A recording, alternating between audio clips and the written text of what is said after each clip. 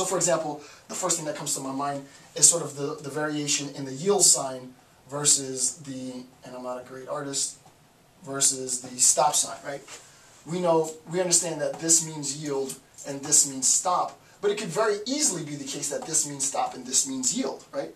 It's not inherent that this upside down triangle means yield. No, the meaning that it has is a consequence of our society collectively agreeing that this is going to be classified as the yield sign, right?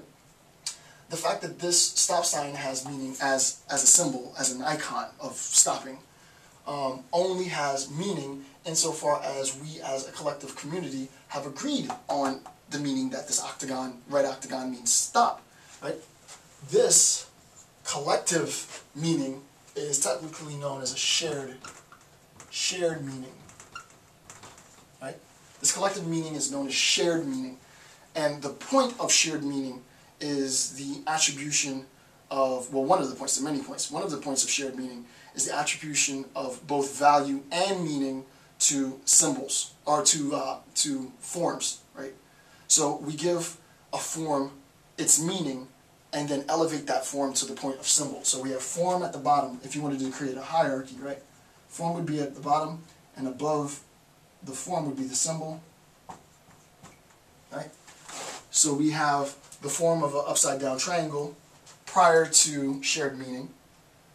Shared meaning, the nexus of individuals within the community said that we're going to classify this upside down triangle as a yield sign. We agree on that. The shared meaning is understood, and we've now elevated this form of upside down triangle to a symbol, right? And hence, our interaction with it is symbolic. Our interaction with the stop sign is a symbolic interaction. It's probably the easiest symbolic interaction to describe.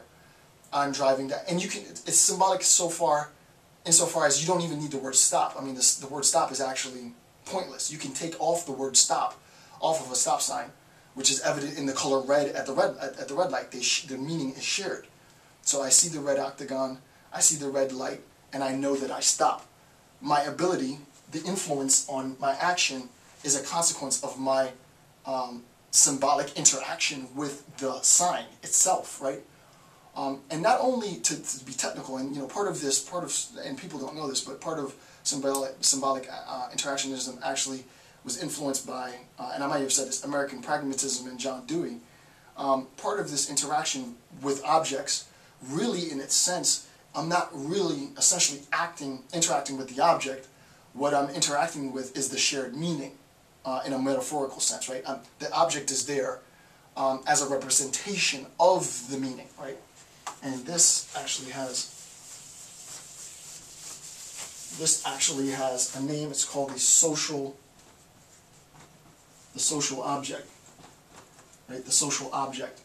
And I think the clearest representation of social object, there's many ways to describe this, would be the octagon, right? The social object of red octagon, if it were red, right? When I interact with this object, I am not necessarily interacting with the object itself.